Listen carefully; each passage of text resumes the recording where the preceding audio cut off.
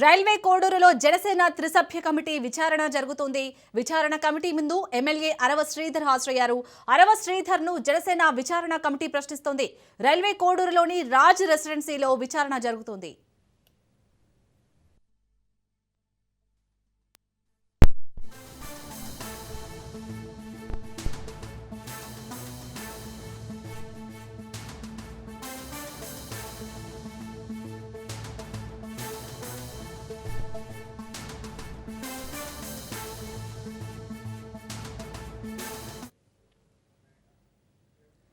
Railway కోడూరులో Janasena త్రిసభ్య committee విచారణ జరుగుతోంది. విచారణ కమిటీ ముందు ఎమ్మెల్యే అరవ శ్రీధర్ హాజరయ్యారు. అరవ శ్రీధర్ ను జనసేన విచారణ కమిటీ ప్రశ్నిస్తోంది.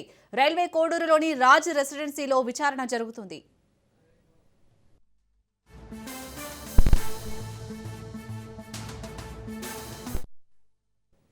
రైట్ ఇటు రైల్వే కోడూరులో జనసేన త్రిసభ్య కమిటీ విచారణకు సంబంధించి మరిన్ని డీటెయిల్స్ ని మా ప్రతినిధి హుస్సేన్ అందిస్తారు. Hussain. Okay, thank you Shalini. Tirupati జిల్లా రైల్వే కోడూరులో త్రిసభ్య కమిటీ జరుపుతున్నటువంటి వ్యవహారము ఇప్పుడిప్పుడే మొదలవుతుంది. అయితే కొద్దిసేపటి క్రితమే జనసేన ఎమ్మెల్యే అయినటువంటి రైల్వే కోడూరు ఎమ్మెల్యే అరవ శ్రీధర్ కొద్దిసేపటి క్రితమే ఇక్కడికి సభా ప్రాంగణానికి అంటే ఇక్కడ ఉన్నటువంటి రాజ్ కన్వెన్షన్ వద్దకు చేరుకున్నారు. గతంలో అంటే 3 రోజుల క్రితం ఒక సెల్ఫీ వీడియోను ఈయన రిలీజ్ చేసి తర్వాత ఎవరికి కనిపించకుండా అజ్ఞాతంలోకి వెళ్లిపోవడం జరిగింది.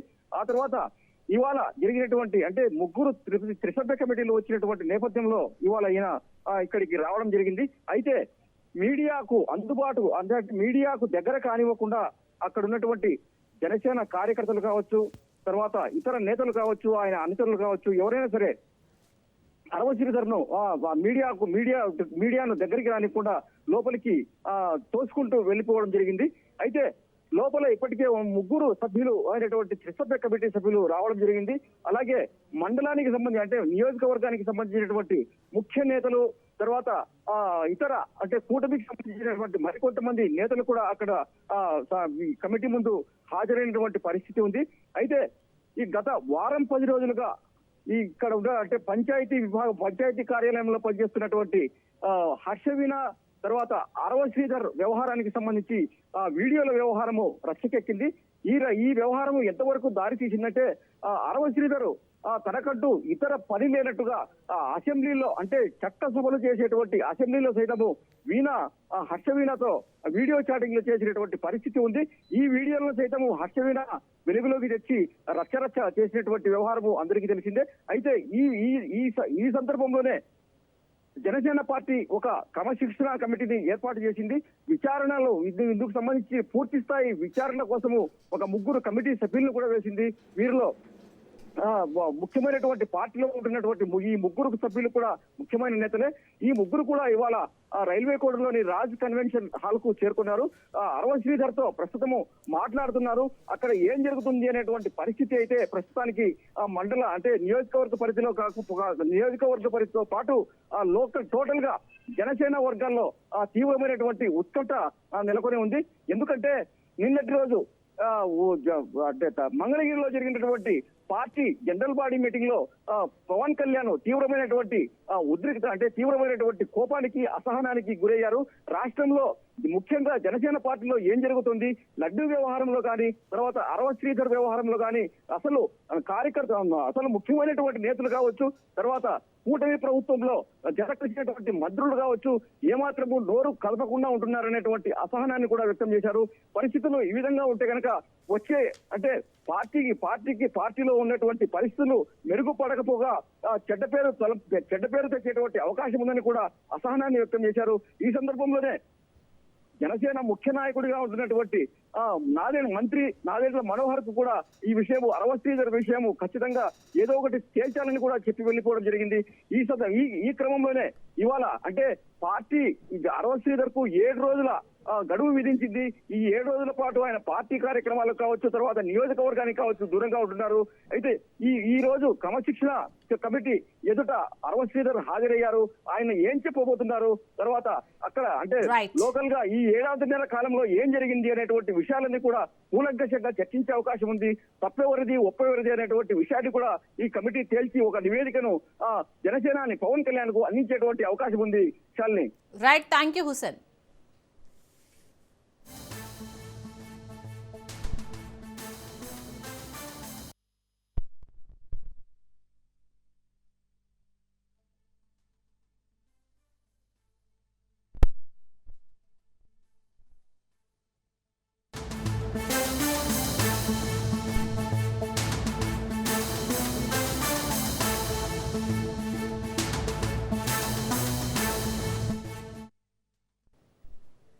మాజీ మంత్రి విడదల రజనీపై పల్నాడు జిల్లా ఎడ్లపాడు పోలీస్ స్టేషన్లో మరో కేసు నమోదైంది. షేక్ రాజా అహ్మద్ ఇచ్చిన ఫిర్యాదు మేరకు విడదల రజనీతో పాటు మరో 21 మందిపై కేసు నమోదు చేశారు. గత నెల 30న ఎడ్లపాడు మండలం బోయపాలెం వెంకటేశ్వర స్వామి ఆలయానికి విచ్చేసిన వారు తిరుమల శ్రీవారి లడ్డూ ప్రసాదంపై తప్పుడు ఆరోపణలు చేశారని షేక్ రాజా అహ్మద్ ఫిర్యాదులో పేర్కొన్నారు.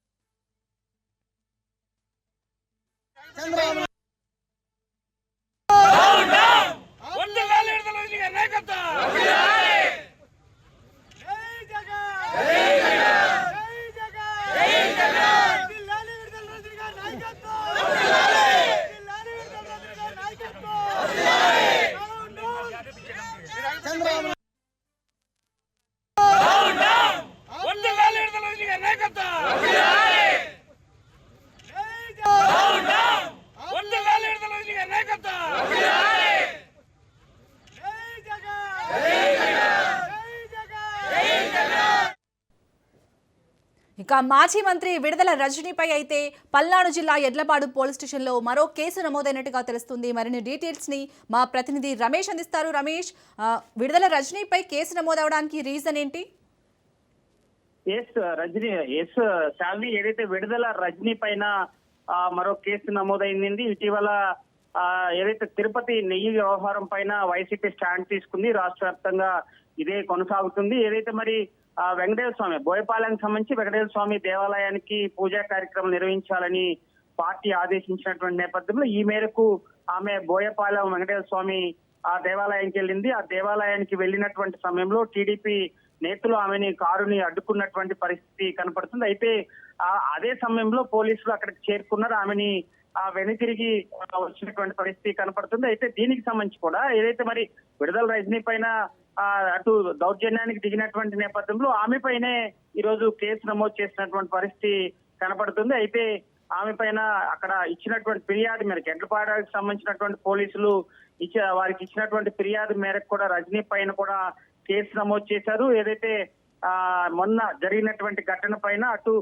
లాండ్ ఆర్డర్ కి ఇబ్బందులు గురి చేశారు. అదేవిధంగా ఆ గొడవకి ప్రధాన కారకులుగా ఉన్నటువంటి రజనీ పైన కేసు నమోదు చేశారు. ఇప్పటికే కూటమి ప్రభుత్వం వచ్చిన తర్వాత దాదాపు ఆమె పైన 20 కేసులు నమోదయ్యాయి. అనేక పోలీస్ స్టేషన్ లో కూడా 20 కేసులు నమోదైనటువంటి నేపథ్యంలో మొత్తం ఈ కేసుకు సంబంధించి కూడా మొత్తం 21 కేసు ఇప్పటి వరకు రజనీ పైన ఉన్నటువంటి పరిస్థితి కనపడుతుంది. అయితే ఇటీవల ఆమె మీడియాకి వివరించారు. కూటమి ప్రభుత్వం వచ్చిన తర్వాత కూడా తీవ్ర స్థాయిలో కక్ష సాధింపుల చర్యలు చేస్తున్నారు. వైసీపీ నేతలపైన కార్యకర్తలపైన దాడులు చేయటమే కాకుండా వారిపై దాడి చేసి వారిపైన కేసులు పెట్టడం పైన కూడా ఆమె తీవ్రంగా కూటమి ప్రభుత్వం పైన మండిపడినటువంటి పరిస్థితి కనపడుతుంది. అయితే ఏదైతే కల్తీ నెయ్యి వ్యవహారానికి సంబంధించి కూడా ఈ ఫ్లెక్సీల వివాదం, అదేవిధంగా వైసీపీ ఇచ్చినటువంటి పిలుపు మేరకు కూడా రాష్ట్ర వ్యాప్తంగా గందరగోళంగా పరిస్థితి ఉంది. అయితే దీనికి సంబంధించి కూడా కేసులు పర్వం కొనసాగుతుంది. నిన్న మాజీ మంత్రి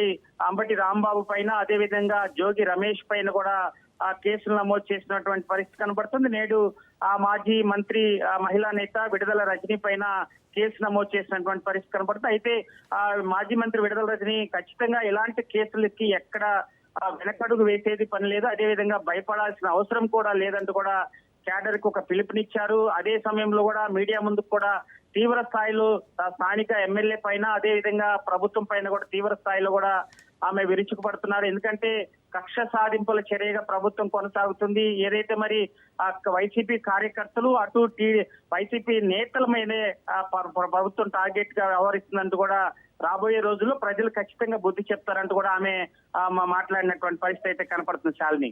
రైట్, థ్యాంక్ యూ రమేష్.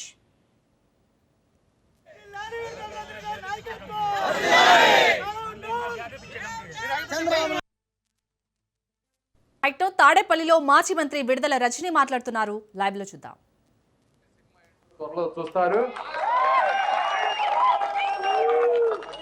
మీకు 24 గంటల్లో మీకు ఎలా ఉంటుందో తెలుస్తుంది. ఈ రోజు నుంచి మీకు నిజమైన సినిమా ఏంటో త్వరలో చూస్తారు. మీకు 24 గంటల్లో మీకు ఎలా ఉంటుందో తెలుస్తుంది. మనం చూసాము పెమ్మసాని గారు ఏం మాట్లాడుతూ ఉన్నారు. పెద్ద పెద్ద మాస్ డైలాగులతో రాంబాబు గారికి 24 గంటల్లో సినిమా ఏందో చూపిస్తామని చెప్పి మాస్ డైలాగులతో మాస్ వార్నింగ్లు ఇచ్చుకుంటూ మరి పాలకులే గూండాల్లాగా రౌడీల్లాగా మాట్లాడుతుంటే ఎక్కడ పోతుంది ప్రజాస్వామ్యం? లా అండ్ ఆర్డర్ ఏమవుతుంది? ప్రతిపక్ష నాయకుల పరిస్థితి ఏంటి? వాళ్ళ భద్రత ఏంటి? దీన్ని బట్టే మనకు అర్థమవుతా ఉంది వీళ్ళు ఏ విధంగా అక్కడ ఉన్నటువంటి క్యాడర్ని వాళ్ళ పార్టీ వాళ్ళని ఏ విధంగా రెచ్చగొట్టి ఈ దాడిలకు ఉసుగొలుపుతున్నారనేది మనకు స్పష్టమవుతా ఉంది. ఇదొకలా ఉంటే ఇక మా చిలుకలూరుపేటలో అక్కడ ఎమ్మెల్యే ఉన్నాడు పుల్లారావు. మరి అతను నేను అక్కడ తిరుమల లడ్డూ విషయంలో ఏదైతే జరగనటువంటి కల్తీ నెయ్యి అని చెప్పేసి ఏ విధంగా చంద్రబాబు నాయుడు గారి ప్రభుత్వము అసత్య ప్రచారం చేస్తుందో మరి ఇది తప్పు. స్వయంగా మనం చూసాము. ఈ సిబిఐ సిట్ ఇచ్చింది ఏమని, దీంట్లో ఎక్కడ కూడా జంతు కొవ్వు కలవలేదు నెయ్యిలో అని చెప్పారు. ఎన్డీడీబీ కూడా అదే స్పష్టం చేసింది, there is no lard detected అని చెప్పేసి, ఇందులో జంతు కొవ్వు కలవలేదు అని చెప్పి స్పష్టంగా చెప్పారు. మరి ఇది జీర్ణించుకోలేక వీళ్ళు డైవర్షన్ పాలిటిక్స్ చేస్తూ ఉన్నారు. నేను మా నాయకులతో బోయపాలెం గుడికి అక్కడికి వెంకటేశ్వర స్వామి గుడికి వెళ్ళి అక్కడ పూజలు నిర్వహించి బయటికి వస్తే నానా రభస చేశారు. ఒక్కసారి అది వీడియో ప్లే చేయమ్మా.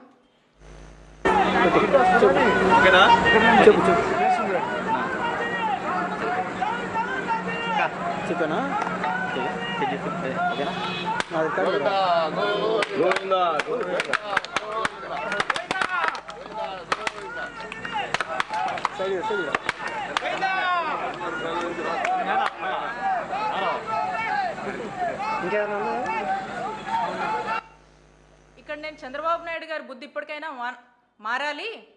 ఇప్పుడు కూడా ఇంకా దేవుళ్ళని లాగి రాజకీయాలు చేయొద్దు, తమ స్వార్థ రాజకీయాల కోసం అని చెప్పేసి మొరపెట్టుకొని బయటికి రావడం జరిగింది. దీని తర్వాత నెక్స్ట్ వీడియో ప్లే చేయమా.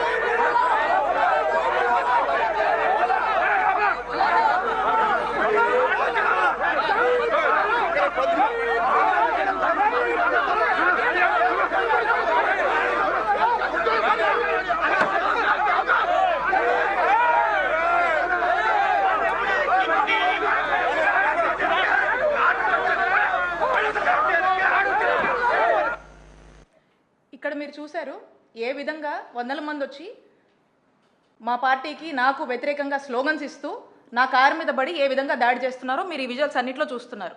ఇక్కడ విచిత్రం ఏంటంటే నేను గుడిలోంచి బయటకు వచ్చినప్పుడు వాళ్ళే బయటకు వచ్చేలోపు ఈ రభసంతా చేసి మా మీద దాడి చేయడానికి, మా కారు మీద దాడి చేసి ఇలాంటి స్లోగన్స్ ఇచ్చి ఇష్టం వచ్చినట్టుగా మాట్లాడి మా మీద దాడి చేసి తిరిగి ఈరోజు చూస్తే విచిత్రం ఏంటంటే ఈరోజు నా మీద మా క్యాడర్ మీద కేసు కట్టారు.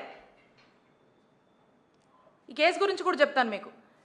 ఈ కంప్లైంట్లో ఏం రాస్తుందంటే మేమంట గుడికి వెళ్ళి అక్కడంట బయట నేను కుల మత వర్గాలు గురించి రెచ్చగొట్టే విధంగా నేను మాట్లాడానని చెప్పి కంప్లైంట్లో పెట్టారు. నేనంటే కుల మతాలు వర్గాల గురించి ఏదో రెచ్చగొట్టినట్టుగా మాట్లాడానని, ఆ తర్వాత మీకు ఇక్కడ ఏం పనని వచ్చిన వాళ్ళతో నేను గొడవపడి వాళ్ళని చేతులతో నెట్టి కర్రలతో కొట్టానంట.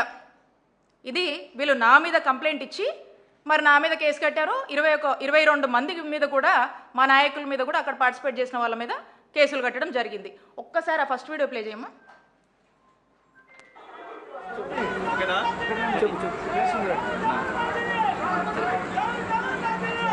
చెప్పనా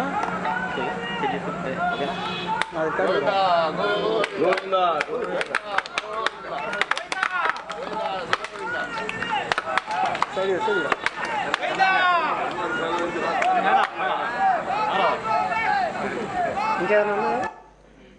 ఇక్కడ మీరందరూ కూడా గమనించారు, మేమంతా గోవిందా గోవిందా అని చెప్పేసి చంద్రబాబు నాయుడు గారికి మంచి బుద్ధి ప్రసాదించాలి అని చెప్పి మొక్కుతూ కొబ్బరికాయలు కొడతా ఉంటే అప్పటికే బయట గో బ్యాక్ అని స్లోగన్స్ ఇస్తూ ఉన్నారు. అప్పటికే కొంతమందికి జైలు కొడతా ఉన్నారు. అప్పటికే గొడవ నేచర్లో వాళ్ళంతా కూడా మా కారు మీద దాడి చేస్తూ ఉన్నారు.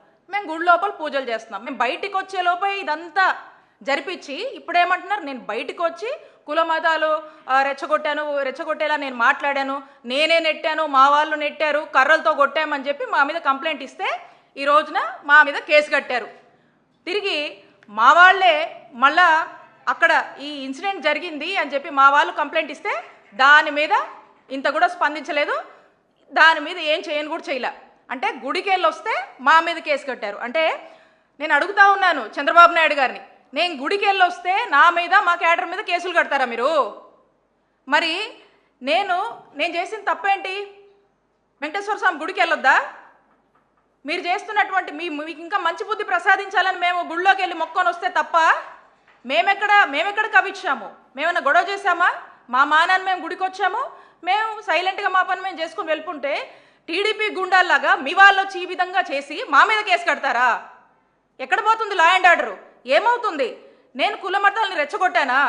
మరి ఈ విధంగా ఇప్పటికైనా ఆ కలియుగ దైవమైనటువంటి వెంకటేశ్వర స్వామి మీకు ఇప్పటికైనా మంచి బుద్ధి ప్రసాదించాలని కోరుకుంటున్నాను. మీరు వెంకటేశ్వర స్వామితో పెట్టుకుంటున్నారు. వెంకటేశ్వర స్వామితో పెట్టుకుంటే ఎటుంటుందో తెలుసు కదా, ఏమవుద్దో తెలుసు కదా, అది మీకే వదిలేస్తున్నాను. కాబట్టి నేను ఒకటే చెప్తా ఉన్నాను, ఇప్పుడు కూడా పోలీసులు మేము ఇచ్చినటువంటి కంప్లైంట్ మీద రెస్పాండ్ అవ్వలేదు. నేను ఇదంతా ఎందుకు చెప్తున్నానంటే రాష్ట్ర పరిస్థితులు ఎలా ఉన్నాయి అని చెప్పడానికి ఉదహరిస్తూ ఉన్నాను. కాబట్టి నేను చంద్రబాబు నాయుడు గారిని ఒకటే కోరుతా ఉన్నా, మీరు ఎంతసేపు రెడ్ బుక్ ఇంప్లిమెంటేషన్ అంటా ఉన్నారు కదా, అదే మీరు ఫాలో అవుతున్నారు కదా, 20 నెలలుగా కూడా మీరు చేస్తుంది అదే కదా. కాబట్టి మీ రెడ్ బుక్ ఇంప్లిమెంటేషన్లో భాగంగా రేపు అసెంబ్లీలు ఉన్నాయి కదా చంద్రబాబు నాయుడు గారు, రేపు అసెంబ్లీలో వైసీపీ వాళ్ళు, సామాన్య ప్రజలు ఏ గుళ్లకు వెళ్ళొద్దని ఓ చట్టం చేయండి. చంద్రబాబు నాయుడు గారు ఓ చట్టం చేయండి. ఇంకా ఈ విధంగా మరి పోలీసులే దగ్గరుండి దాడుల్ని ప్రోత్సహిస్తూ, దాడులు చేయిస్తూ, ఈ కూటమి ప్రభుత్వం వచ్చాక అధికారులను అడ్డం పెట్టుకొని ఏ విధంగా పోలీసుల్ని ఉసిగొల్పి హింసను ప్రేరేపిస్తున్నారో రాష్ట్ర ప్రజలందరూ కూడా చూస్తూ ఉన్నారు.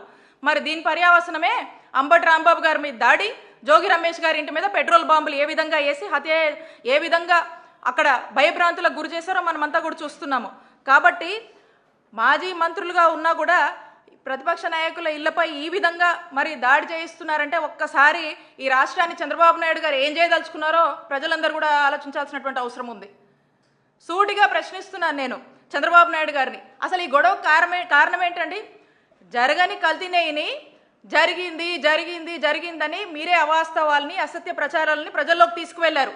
అది మా వైఎస్ఆర్ కాంగ్రెస్ పార్టీకి ఆపాదించి, మా నాయకుడు జగన్మోహన్ రెడ్డి గారిని ఆపాదించి మీరే కదా ఫ్లెక్సీలేసి రెచ్చగొట్టే ప్రయత్నం చేశారు.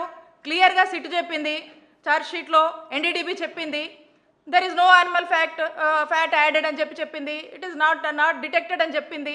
అయినా కూడా మీరే రెచ్చగొట్టి, మీరే ఫ్లెక్సీలేసి ఈ గొడవకంతా, ఈ రభసకంతా కారణం మీరే కదా. క్లియర్గా మీరు చేస్తూ మళ్ళీ దీన్ని డైవర్ట్ చేస్తూ, అంటే క్లియర్గా ఎక్కడ కూడా వీళ్ళంతా మేము ఈ కూటమి ప్రభుత్వాన్ని నిలదీస్తున్నాం కాబట్టి ఎంబటే ప్రతిపక్ష నాయకులపై దాడులు చేయాలి, అవసరమైతే పెట్రోల్ బాంబులు వేయాలి, ఇళ్లల్లో ఉన్న మహిళల్ని టార్గెట్ చేయాలి, కేసులు పెట్టాలి. డైవర్షన్ పాలిటిక్స్ ఇదే కదా మీరు ఎంచుకున్నారు. ఎందుకంటే మీరు డిఫేమ్ అవుతున్నారు. ఈ తిరుపతి లడ్డు నెయ్యి వ్యవహారం, కల్తీ నెయ్యి వ్యవహారంలో కూటమి ప్రభుత్వం డిఫేమ్ అవుతుంది. కాబట్టి దీని డైవర్షన్ కోసం ఈ దాడులకు, ఈ హింసలకు పాల్పడుతూ ఉన్నారు. మీరు మొన్న మహిళల్ని టార్గెట్ చేశారు.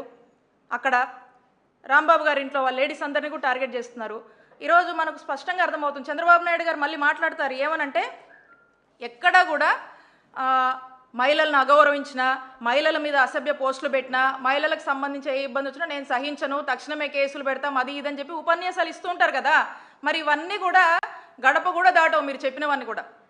అలా మాటలకి మీ మీడియాలో రాసుకోవడానికి పరిమితం తప్పితే ఇవేమీ కూడా చేతల్లో సాధ్యమయ్యేటివి కావు. ఎందుకంటే మీరే మహిళల్ని టార్గెట్ చేస్తారు. మళ్ళీ మీరేదో మహిళలకు చేసేస్తున్నట్టు, మహిళా పక్షపాతిలాగా, మహిళల గురించి తెగ ఆలోచిస్తున్నట్టు, మహిళకి ఏ ఇబ్బంది వచ్చినా మీరేదో తెగ చేస్తున్నట్టు మళ్ళీ మీరే బిల్డప్ ఇస్తారు. కాబట్టి ఇక్కడ నేనున్నాను, ఒక బీసీ మహిళను నా మీద పలుసార్లు దాడి చేశారు. ఈ విషయంలో కూడా నేను గుడికి వెళ్తే నా మీద కేసు కట్టారు. మరి దీనికి మీరేం సమాధానం చెప్తారు? అసభ్యంగా సోషల్ మీడియాలో నంబర్ ఆఫ్ పోస్టులు పెట్టి వేధిస్తూ ఉన్నారు. మా పరిస్థితి ఇలా ఉంటే రాష్ట్రంలోని సామాన్య మహిళల పరిస్థితి ఏంటండి? సమాధానం చెప్పండి చంద్రబాబు నాయుడు గారు. దీనికి ఏముండదు. ఇవన్నీ చూస్తుంటే అసలు రాష్ట్రంలో ఆటవిక పాలన నడుస్తుందా అనిపిస్తుంది. లా అండ్ ఆర్డర్ ఉందా అని ప్రతి సామాన్యుడు ప్రశ్నించేటువంటి పరిస్థితి ఈరోజు నెలకొంది. There is no democracy, no Indian constitution, no law and order. ఇది మన రాష్ట్ర పరిస్థితి. జంగల్ రాజుగా మారింది ఈరోజు మన రాష్ట్రం. ఈ విధంగా 20 నెలలుగా మనం చూస్తూ ఉన్నాం. కంటిన్యూస్గా ఇదే తంతు. ఏమంటే రెడ్ బుక్, లోకేష్ గారు red book implementation, red book agenda, red book policy, red book governance. రాష్ట్రంలో యథేచ్ఛగా కూడా ఇదే నడిపిస్తూ ఉన్నారు. అందుకే మన ఆంధ్రప్రదేశ్ రాష్ట్రంలో అంబేద్కర్ గారు రాసినటువంటి రాజ్యాంగం ఎటో పోయిందండి. దానికి తూట్లు పొడిచేశారు. ఈ ఐపీసీ అంటే ఏమైంది తెలుసా మన రాష్ట్రంలో? ఐపీసీ అంటే ఈ ఐపీసీని ఏదైతే ఉందో దాన్ని లోకేష్ పెనల్ కోడ్గా మార్చారు. ఈ బిఎన్ఎస్ని బాబు న్యాయ సంహితగా మార్చారు ఆంధ్రప్రదేశ్ రాష్ట్రంలో. మరి ఈ విధంగా రెడ్ బుక్తో గందరగోళం చేసి రాష్ట్ర ప్రజల్ని భయభ్రాంతులకు గురి చేస్తున్నటువంటి పరిస్థితులు మనం చూస్తూ ఉన్నాము. వాస్తవంగా ప్రతిపక్షం అంటే ఏంటండి? ప్రజల పక్షం. మీ చేతగానితనాన్ని, మీ తప్పుల్ని, మీ లోపాలని ప్రతిపక్షంగా మాట్లాడే హక్కు ప్రతిపక్ష నాయకులకు ఉంది. మేము ప్రశ్నిస్తాం, మేము ప్రజల పక్షాన పోరాడతాం. ఏ వర్గానికి అన్యాయం జరిగినా వైఎస్ఆర్ కాంగ్రెస్ పార్టీ వాళ్ళకు మద్దతుగా నిలబడుతుంది. మీరు చేస్తున్న తప్పులు తప్పని అంటుంది. మీరు ప్రజల కోసము, ప్రజలకు మంచి పాలన ఇవ్వాలని చెప్పేసి మేము కోరుకుంటాం. అది జరగనప్పుడు మేము ప్రశ్నిస్తాం మిమ్మల్ని. మరి ఈరోజు అలాంటి పరిస్థితి వస్తే గొంతెత్తి మాట్లాడితే దాడులు చేస్తున్నారు, హత్యాయత్నాలు చేస్తున్నారు.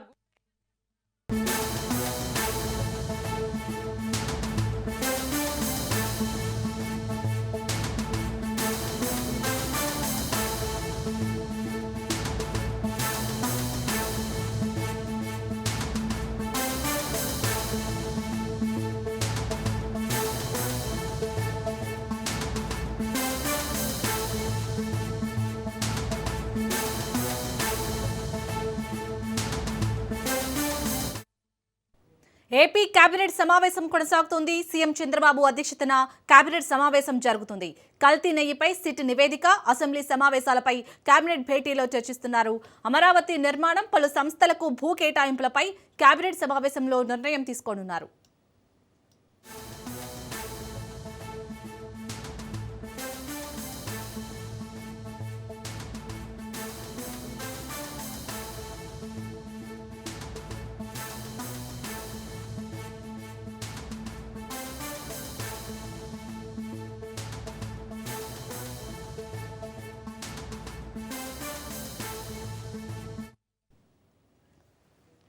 ఏపీ కేబినెట్ సమావేశం కొనసాగుతోంది. సీఎం చంద్రబాబు అధ్యక్షతన కేబినెట్ సమావేశం జరుగుతుంది.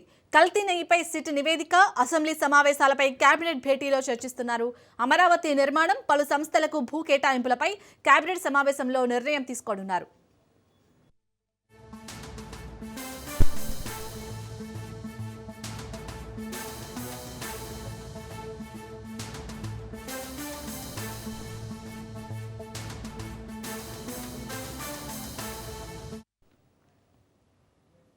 ఏపీ కేబినెట్ సమావేశం కొనసాగుతుంది. సీఎం చంద్రబాబు అధ్యక్షతన కేబినెట్ సమావేశం జరుగుతుంది. కల్తీ నెయ్యిపై సిట్ నివేదిక, అసెంబ్లీ సమావేశాలపై కేబినెట్ భేటీలో చర్చిస్తున్నారు. అమరావతి నిర్మాణం, పలు సంస్థలకు భూ కేటాయింపులపై కేబినెట్ సమావేశంలో నిర్ణయం తీసుకోనున్నారు.